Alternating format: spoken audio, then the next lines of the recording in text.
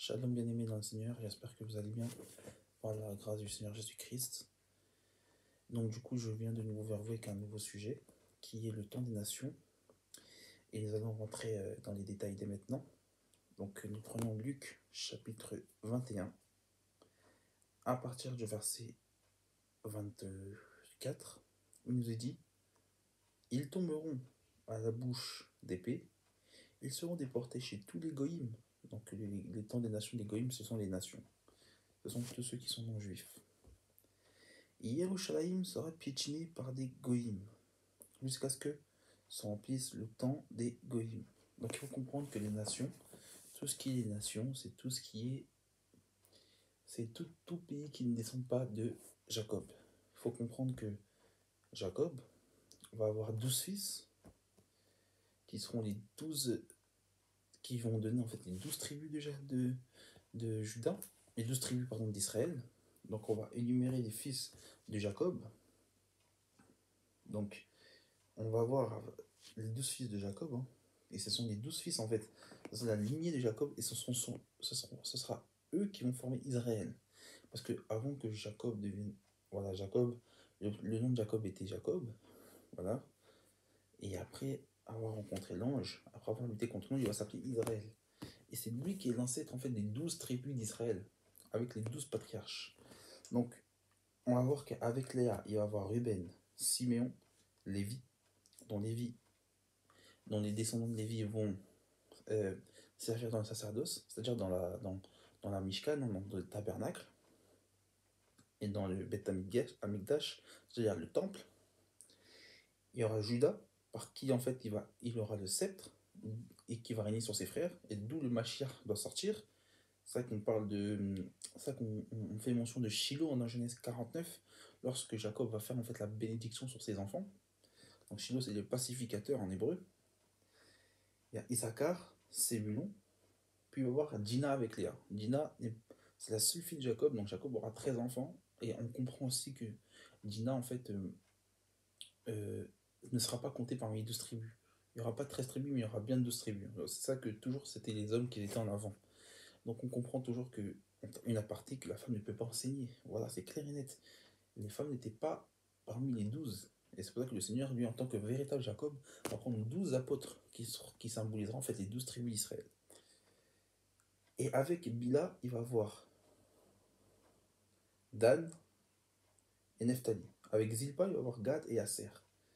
Et avec Rachel, il va voir Joseph et Benjamin. Donc voilà à peu près les 12 fils de Jacob. Et après, il va adopter en fait les deux fils de Joseph, hein, qui Manassé et Ephraïm. Pardon, Manassé et Ephraïm. Donc Ephraïm, lors de la bénédiction, Jacob dira qu'en fait il y aura une multitude de nations qui sortira en lui. Donc on parlera un jour d'Ephraïm, de la notion d'Ephraïm avec l'Église. Ça serait très intéressant. Donc on voit en fait que les nations, que le peuple de Dieu a été formé en fait à partir d'un homme qui est Jacob. Et Jacob va avoir 12 fils. 12 fils, donc 10 plus 2. Il va avoir 12 fils, et ces 12 fils vont avoir d'autres enfants qui va former des tribus.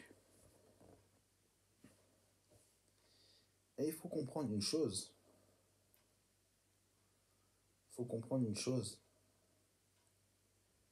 C'est que les fils de Jacob, eux, ont formé la nation d'Israël. Et après, ainsi de suite, on connaît l'histoire de ce qui se passera. Mais en comparaison, Dieu avait permis qu'il y ait des nations. C'est-à-dire qu'il y a eu une multitude de peuples. Et ceci, c'était dès le début. Dès le début de l'origine humaine. Dieu a toujours voulu que l'homme ne forme pas une seule entité, mais que les hommes remplissent la terre. On va prendre Genèse en tête, parce que moi j'utilise la version Shorati pour cet enseignement. C'est une version que je peux utiliser de temps en temps. Voilà, j'utilise la version seconde. mais c'est une version que j'aime beaucoup. Donc, nous allons prendre Genèse, chapitre, Genèse chapitre 10, Genèse 11, pardon. Genèse 11, versets 8 à 9. Yahweh Adonai les disperse de là sur les faces de toute la terre. Et il cesse de bâtir la ville, sur quoi il crie son nom Babel, donc Babylone. Et retenez bien ce nom de Babylone parce que nous allons arriver par la suite. Oui, là, Yahweh a mêlé la lèvre de toute la terre. Et Yahweh les a dispersés sur la face de toute la terre. Donc, il faut comprendre une chose, c'est que ici, les hommes s'étaient sédentarisés à un endroit, sous la conduite de Nimrod, qui était le premier opposant à Dieu, qui était un Couchite. Et dans Naoum, on va l'appeler l'Assyrien. Et cet homme-là est la représentation de l'homme impie. C'est un chasseur, il tue des animaux, etc. Et il faut comprendre une chose, c'est que Dieu ne voulait pas que les hommes se sédentarisent à un endroit. Mais Dieu voulait que les hommes se dispersent sur toute la terre. Mais le problème, c'est que lorsque Nimrod va venir, lui qui voulait atteindre les cieux et être semblable à Dieu, ils ont construit une tour de Babel qui voulait atteindre le ciel. Et c'est là que Dieu les a confondus et les a dispersés sur toutes les nations. Donc là, nous voyons l'origine de toutes les nations. Et on voit même dans Genèse 10, après, en fait, le déluge, hein. On voit après qu'avec les trois fils, en fait, de Noé, on va voir, en fait, les différents, en fait, les différentes, en fait, nations. Donc on va les fils, les Shem. Avec Shem, on va les Sémites, hein, voilà. Donc les Hébreux, etc. Avec Ham, donc Ham, on voit toutes les autres origines, hein, toutes les autres nations, hein, les pays noirs, les Cananéens, les Chinois, etc. Et il y a Yafet, qui est les pays, les blancs, qui a pour origine les nations blanches, donc les Européens, etc. Donc on voit en fait que il y a cette notion des nations, c'est-à-dire une multitude de peuples qui ne croient pas en fait au Dieu d'Israël, et il y a en fait la nation d'Israël qui a été élue et choisie par Dieu. Donc si vous voulez avoir plus de détails sur Israël, allez dans l'enseignement que j'ai fait, l'Église et Israël. Israël et l'Église. Comme ça, vous aurez la compréhension de la promesse que Dieu avait à Abraham, etc.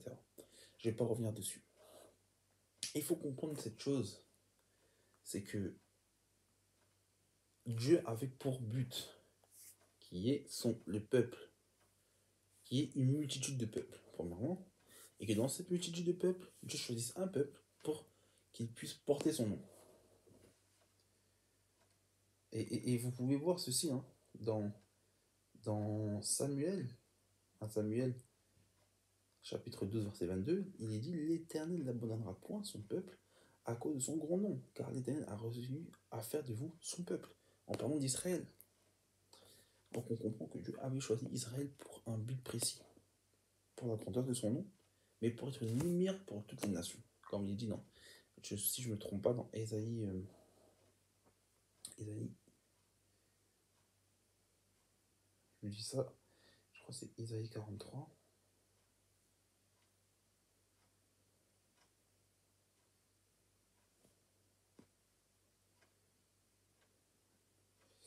Je vérifie ceci.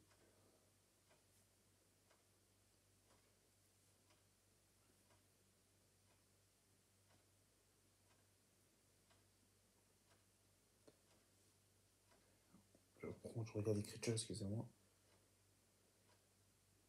Ah voilà, pour Ésaïe 42. Et voilà, c'est Ésaïe par rapport à Ésaïe 42. Hein. On parle d'une lumière pour toutes les nations.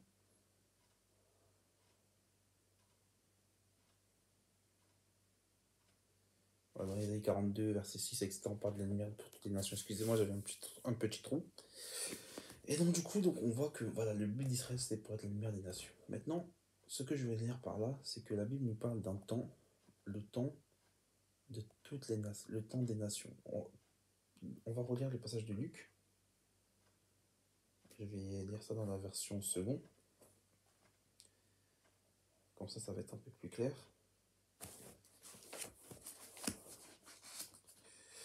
Luc, chapitre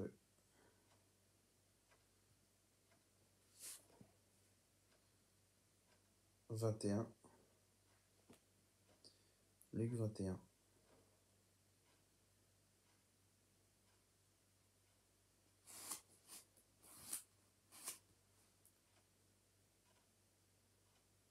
Voilà. Luc 21. Luc 21, verset 21.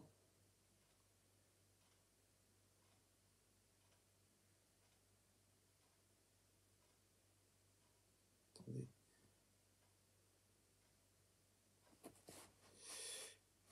Voilà.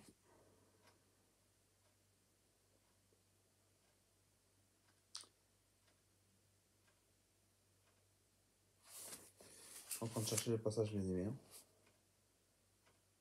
Donc, Luc.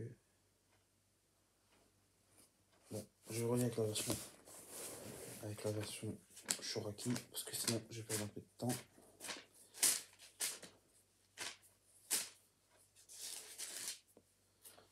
Donc voilà, dans Luc 21, verset 24,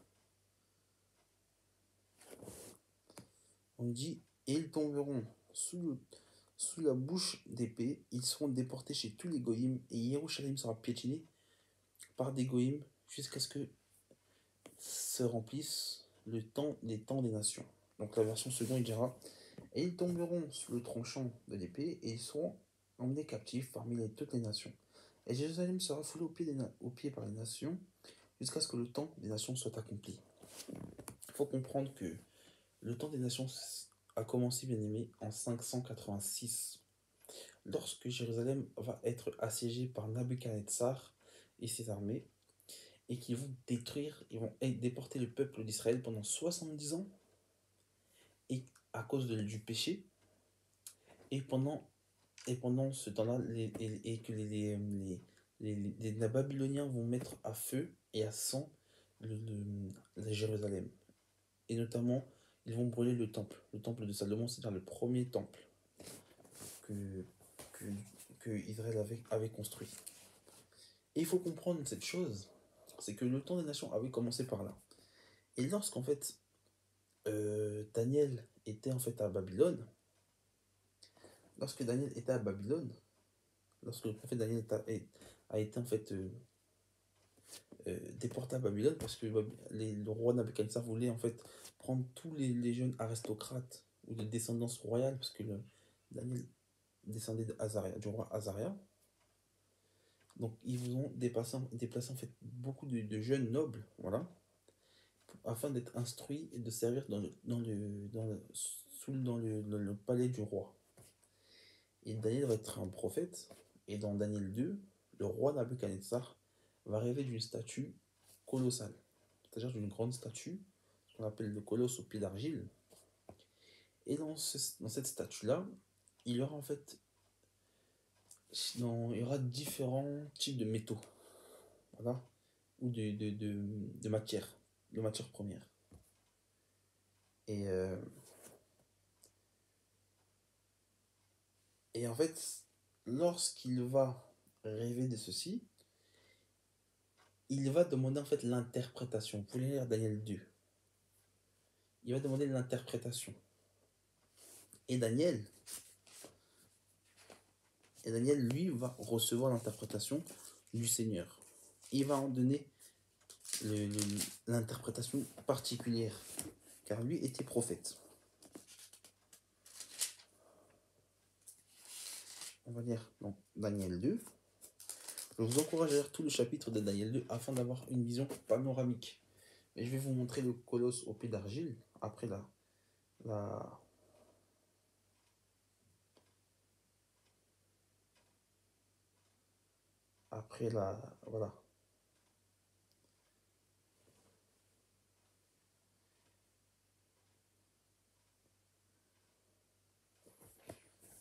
Voilà, je vais vous montrer après, hein.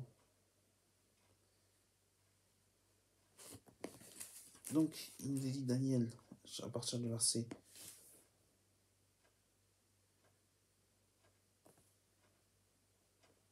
Voilà. On va dire à partir du verset 36, où Daniel va donner l'explication. Voici le rêve. Nous dirons en face du roi son interprétation. Toi, roi des rois, à qui l'Éloa du ciel a donné le royaume, vulnérabilité, l'énergie, la gloire, et en tout lieu où habitent les fils d'humains, les animaux et des champs, volatiles du ciel. Il les a donnés en ta main et il t'a fait dominer sur tous. C'est toi la tête d'or. Après toi surgira un autre royaume inférieur au tien, pas. Puis un troisième royaume de bronze, qui dominera sur toute la terre. Puis un quatrième royaume, il sera fort comme le fer. Et comme le fer qui pulvérise tout, et comme le fer qui écrase tout, il les pulvérisera et les écrasera tout cela. Et ce que tu as contemplé, les pieds et les mains et les doigts, étaient soit d'argile de potier, soit en fer. Le royaume sera divisé. Il aura la solidité du fer, puisque tu as vu le fer mélangé à l'argile du limon. Et les pieds et les doigts de pied étaient soit en fer, soit en argile. Une partie du royaume sera forte et une partie sera fragile. Et tu as vu le fer était mélangé avec l'argile de limon. C'est ce qu'ils se mélangeront par des semences d'hommes, c'est-à-dire des alliances, et ne couleront pas ne colleront pas l'un à l'autre. De même que le fer ne se mélange pas avec l'argile. Donc, on comprend ici que Daniel va donner la sens de l'interprétation en disant à Nabuchodonosor qu'il y aura différents royaumes. Donc, le royaume en bronze, en argent, en or qui est Babylone, qui a à sa tête Nabuchodonosor, puis un autre royaume, donc un royaume en argent, puis un royaume en bronze, puis des jambes en fer. Et avec les jambes en fer, puis il y aura des pieds on mélange en bronze, en fer et en partie d'argile. Donc voici le colosse au pied d'argile. Je vous montre le colosse au pied d'argile. Donc l'or, l'argent, le bronze, le fer et l'argile. Voilà, je vais vous montrer autre chose. Et ici, on voit en fait les différents royaumes. Donc on voit les différents royaumes.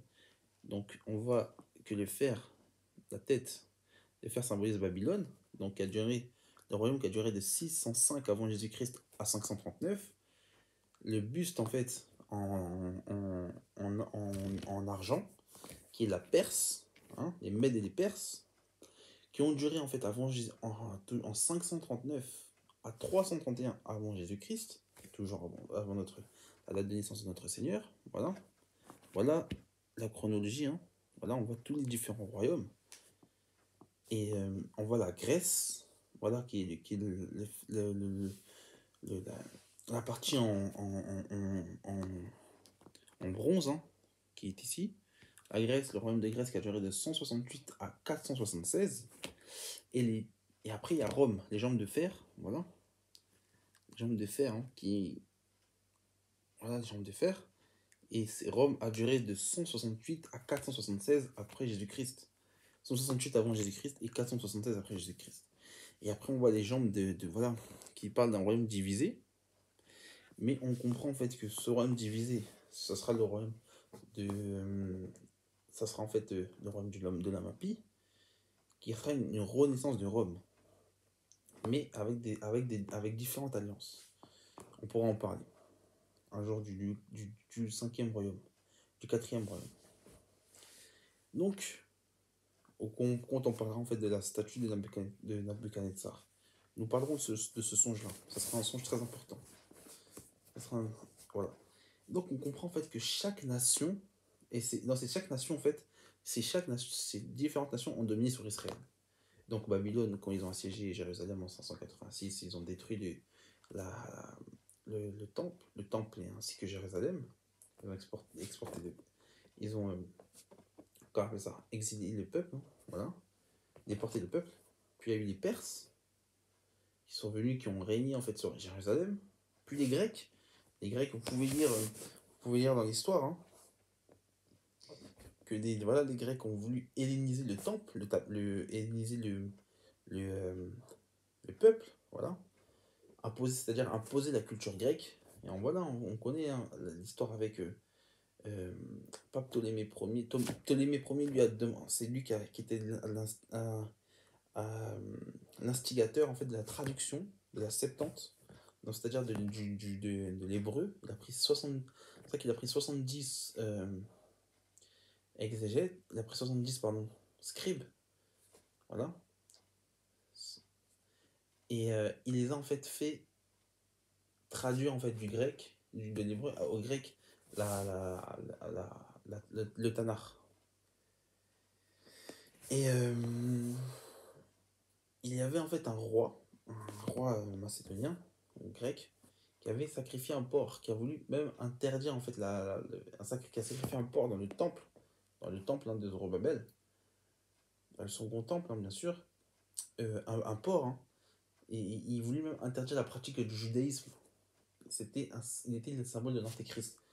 Et ça, vous pouvez le lire aussi dans des livres apocryphes, c'est-à-dire non qui signifient cachés, mais qui sont non inspirés, parce qu'ils ne sont pas reconnus en fait comme étant inspirés par Dieu. Mais à titre informatif, vous pouvez, si vous le souhaitez, lire dans le livre des Maccabées, voilà. Ceux que je n'encourage pas forcément la lecture des livres apocryphes, mais pour ceux qui veulent comprendre l'histoire, cette histoire en fait, de la lutte hasmonéenne, de la lutte en fait des Maccabées contre la, la, la, la, la, la domination grecque, ben, vous pouvez voilà, vous chercher sur internet, chercher son histoire pour comprendre en fait ce qu'il s'est passé.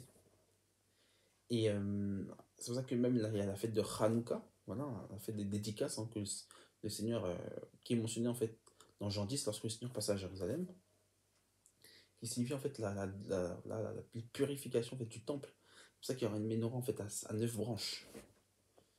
Donc voilà. Et on comprend en fait que que le temps des nations avait commencé depuis Babylone.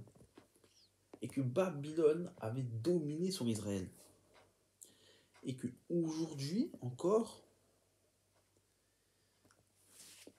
les nations vont bientôt dominer sur Jérusalem. On dit que jusqu'à ce que le temps des nations soit accompli. Ou on parle de l'achèvement du temps des nations, ou le temps des Goïm. Il doit s'achever. Et remarquez ceci. Toujours dans Luc 21, là je redis dans la version seconde, il dira lorsque vous verrez Jérusalem investie par des armées, sachez que la désolation est proche. Alors ceux qui iront en Judée fuient dans les montagnes, et ceux qui seront au milieu de Jérusalem en sortent. Et que ceux qui seront dans les champs n'entrent pas dans la ville, car ce seront des jours de vengeance pour l'accomplissement de tout ce qui est écrit.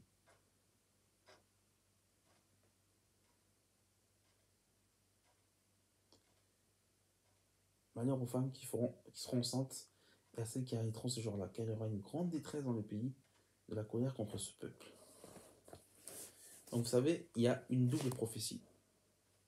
Le Seigneur a prophétisé ce qui allait se passer en 70 lors de la destruction du temple.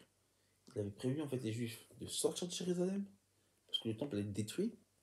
La ville allait être assiégée à cause de la révolution des Bar Kokhba et de tous les zélotes. Hein. Un anti-Mashiach d'ailleurs, ce monsieur.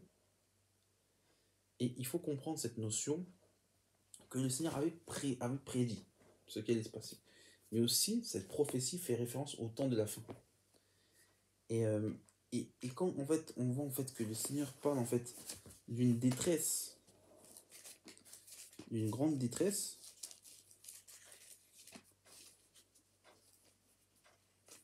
il parle d'une grande détresse, on va prendre dans Daniel chapitre 12.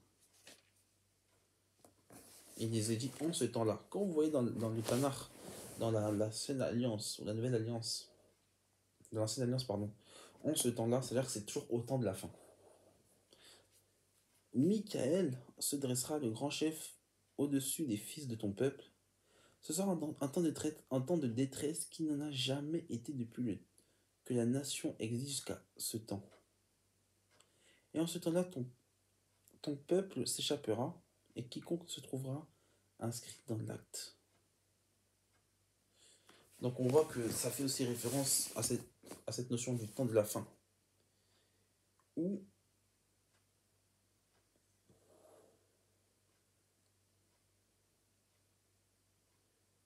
où on voit en fait cette notion du peuple qui sera en ébullition, où on voit en fait que les nations vont dominer sur Jérusalem. Et on voit en fait qu'on nous dit que les nations vont fouler aux pieds, que Jérusalem sera foulé aux pieds des nations. Et c'est ce qui s'est passé. Après que les Babyloniens et les Romains après que les Romains ont arrêté de régner, ben, il y a eu d'autres exactions d'autres pays qui sont venus régner. On remarque voilà, les, la domination faite musulmane. Lorsque les musulmans, après l'hégire en 622, après que l'hégire de Mahomet, ben, l'islam va partir dans une grande expansion. Ils vont même aller jusqu'à Jérusalem et construire une mosquée sur le mont du Temple, là où le temple était. Il y aura la mosquée Al-Aqsa et le dôme du rocher. Je vais vous montrer tout ceci. Vous imaginez, à la place du temple, il y a une mosquée aujourd'hui. Vous voyez, une mosquée à la place du temple, le dôme du rocher, sur le mont Moriah, où Abraham avait pour but de sacrifier Yitzhak. Vous imaginez l'abomination qui cause la désolation. Ça fait partie de ces choses. Il y aura des croisades. Les musulmans seront chassés, puis les occidentaux, dont les Templiers, vont fonder en fait les États latins au Moyen-Orient. Il y aura, voilà, il y aura les Ottomans qui vont venir encore, les musulmans. Puis les Anglais, après la Seconde Guerre mondiale, après la Première Guerre mondiale, ont dominé. Aujourd'hui, on nous fait croire en fait que Israël est indépendante, alors que pas du tout. Israël, bien qu'il est un pays souverain, aujourd'hui, Israël obéit au doigt à l'œil des États-Unis.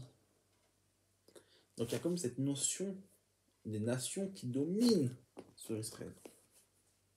Aujourd'hui, Israël est un pays enveloppé de pays arabes. Et il faut comprendre que viendra un temps où les nations viendront contre Jérusalem. On a fait mention de la prophétie, vous pouvez lire vous pouvez réécouter l'enseignement qu'on avait fait avec le frère Samuel sur les différentes, sur l'actualité prophétique de Gog et Magog,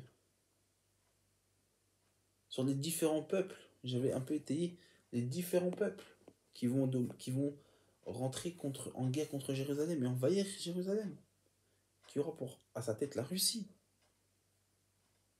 Bien aimé, il faut comprendre, il faut avoir cette notion que le temps des nations arrive à sa fin. Mais aujourd'hui, il faut qu'on puisse voir ces choses, bien aimé. Il faut qu'on puisse voir ces choses. Et aujourd'hui, vous remarquez que Babylone a toujours été à la tête. Que Babel était là où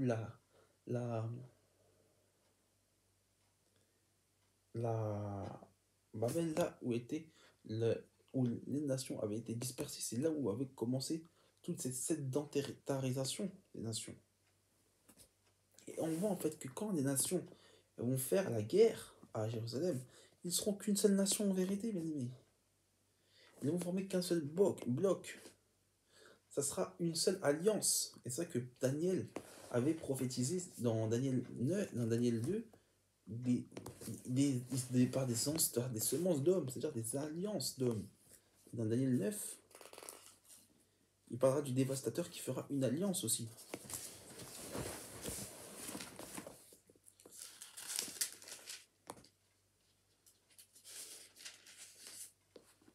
Daniel 9, à partir du verset 27, il consolidera le pacte avec des multitudes, une septaine donc, et demie, il fera cesser le sacrifice et l'offrande.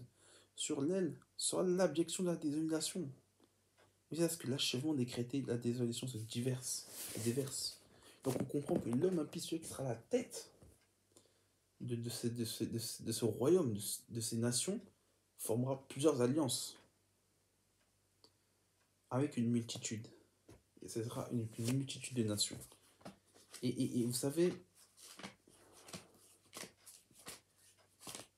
cette notion de Babylone ne change pas.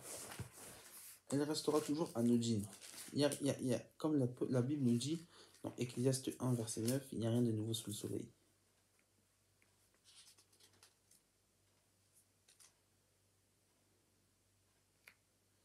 Regardez, on parle toujours de cette notion de Babylone. Et vous savez, l'apôtre Jean va recevoir la révélation de l'Apocalypse.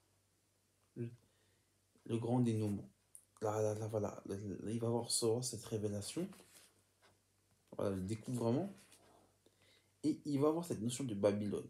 Et regardez ce qui est dit.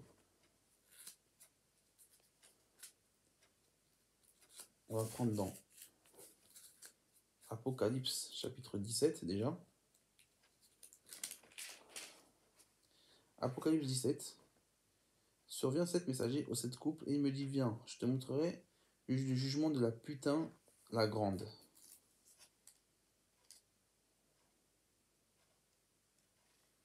Qui signifie Rome. Mais que Rome, on va comparer Rome à Babylone. Assise sur des eaux multiples. Et les eaux symbolisent les différentes nations. C'est ce que nous dira ce passage dans Apocalypse 17. Parce que c'est ce qui nous signifiera que les eaux sont des nations. Avec elles, ils ont pu tasser les rois de la terre. Ils se sont saoulés et les habitants de la terre au vin de sa puterie. Il me transporte aux airs et en souffle. Et je vois une femme assise sur une bête écarlate, pleine de noms de blasphème, avec 7 têtes, 7 et avec des têtes, 7 et des cornes, 10. La femme est habillée de pourpre et d'écarlate, dorée d'or, de pierres précieuses et de perles. Elle avait dans sa main un pot d'or et pleine d'abominations et de souillure de sa puterie. Et sur son front est écrit Babel, la grande prostituée, la mère des putains et des abominations de la terre. Et je vois la femme ivre de sang des saints ou des consacrés, et du sang des témoins de Yahushua. Et je m'étonne en voyant un grand étonnement. Et le messager me dit, pourquoi t'étonnes-tu? C'est l'ange. Je te dirai le mystère de la femme et la bête qui la porte, et celle des 7 têtes et des 10 cornes.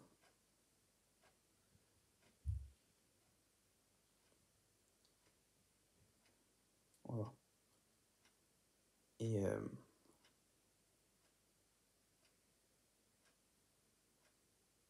on va continuer. Au verset 15, on va nous parler des eaux. Et il me dit, et les eaux que tu as vues, là où la putain est assise, ce sont des peuples, des foules et des nations et des langues. Donc comme il dit la putain, c'est la prostituée. Je suis désolé du langage, mais c'est un peu... La Bible, je crois qu'il est très crue. Mais c'est pour dire en fait cette notion de prostitution. Donc voilà, que vous ne soyez pas troublés, frères et sœurs. C'est pas un gros mot, mais c'est la version Shoraki. C'est pour ça que j'ai voulu l'apprendre. C'est une version qui est c'est la version française la plus littérale. Donc j'ai voulu l'apprendre pour qu'on puisse avoir cette notion, voilà, de cette forte notion. Voilà. Qu'on puisse avoir quand même cette base. Je dirais, voilà, qu'on ça puisse vraiment nous frapper, frapper à notre cœur. Et regardez ce qu'il va dire dans Apocalypse chapitre 18. Après cela, je vois un messager qui descendra du ciel avec une grande puissance, la terre humide de sa gloire, car d'une voix forte. Elle est tombée, Babel la grande. Elle est devenue un gîte de démons. La prison de tout souffle immonde, la prison de tout oiseau immonde, la prison de toute immonde bête et abjecte. Toutes les nations ont bu le vin de l'écume de sa puterie, et les rois de la terre putassent avec elle. Les marchands de la terre s'enrichissent au dynamisme de son luxe. Voilà. Donc on voit que toutes les nations se sont enivrées. Voilà. ils ont été même dans l'adultère, dans la publicité avec elle. Et on va voir en fait le, le, le, le, le déluge, hein, pardon, le dénouement final pour toutes les nations. On va aller dans Zacharie. Pour toutes les nations, voilà le jugement que Hachem va faire. Et en ce jour-là,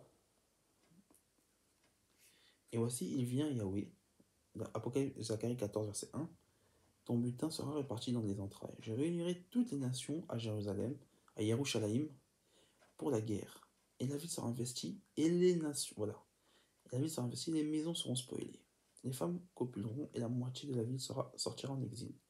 Mais le reste du peuple sera tranché dans la ville, et Yahweh sortira, et guerrera contre ces nations, comme au jour de la guerre. Au jour de la mêlée, en ce jour-là, ses pieds se desseront sur le mont des Oliviers, qui est en face de Yerushalayim, en haut le vent, et le mont des Oliviers se fendra sur sa moitié à l'orient, et vers la mer et un très grand val. La moitié du mont se retirera vers le septentrion et la moitié vers le Negev. Et vous en ferez au val des monts, et au val des monts arrivera Azal, et vous ferez, et vous étiez enfuis face au séisme, où Josiaou, roi de Yehuda. Yahweh notre Élohim viendra et tout les consacrera avec toi. En ce jour-là, il n'aura pas de lumière, mais une frima et un gel. Donc on voit en fait que Yahweh viendra réunir toutes les nations. Et toutes les nations seront détruites. Et c'est là le but de Yahweh. Que toutes les nations qui se lèveront contre lui seront détruites. Voilà où le temps des nations prendront fin. Et c'est ça. Hein. Regardez encore même dans Zacharie 12, à partir du verset 3. En ce jour-là, je mettrai Yerushalayim en pierre d'accablement pour tous les peuples. Et tous ceux qui seront accablés seront griffés. Griffés. Toutes les nations de la terre se réuniront contre elle. En ce jour-là, hareng de Yahweh, je frapperai de stupeur tout cheval et son cavalier de déraison, et je dessillerai mes yeux sur la maison des Yehuda, et je frapperai d'aveuglement tous les cheveux des peuples. Et les Aloufim de Yehuda diront en leur cœur, j'affermirai pour moi les habitants de Yerushalayim, et Yahweh Shabbalot leur Sebaot, leur Elohim. En ce jour-là, je mettrai les Aloufim de Yehuda comme une vague de feu sur les bois, et comme une torche de feu dans la gerbée. Ils livreront à droite et à gauche. Tout le peuple autour de Yerushalayim habitera encore à sa place, à Yerushalayim. Voilà ce que Dieu a dit. Toutes les nations qui viendront contre Jérusalem, toutes les nations qui viendront contre son peuple seront détruites. Et voilà ce qu'on voit. Et voilà le temps des nations prendra bientôt fin. Nous attendons ce temps où le temps des nations partira. Nous sommes prêts. Préparons-nous. Soyons prêts pour le temps des nations. Nous ne serons pas là quand il y aura le temps des nations. Nous reviendrons avec le Seigneur. Comme il est dit dans Zacharie, nous reviendrons avec ses saints. Il reviendra avec ses saints. L'Éternel reviendra avec ses saints. Yahweh reviendra avec nous. Nous serons enlevés, frères ennemis. Mais comprenons que le temps des nations est proche. L'accomplissement du temps des nations est proche. Bien-aimés, comprenons ceci. Ne perdons pas de temps. Cherchons l'Éternel. Cherchons Dieu tandis qu'il est prêt. Cherchons Dieu pendant qu'il est là. Parce que viendra un temps où la grâce ne sera plus disponible pour tout le monde. Elle sera disponible que pour les élus. Que pour les élus, bien-aimés. Songeons. Préparons-nous au retour du Seigneur. Le temps des nations, nous le voyons. Israël est l'horloge de Dieu. L'Église est l'horloge de Dieu. Les nations aussi sont l'horloge de Dieu. Soyons prêts pour son retour. Que le Seigneur vous bénisse. Shalom.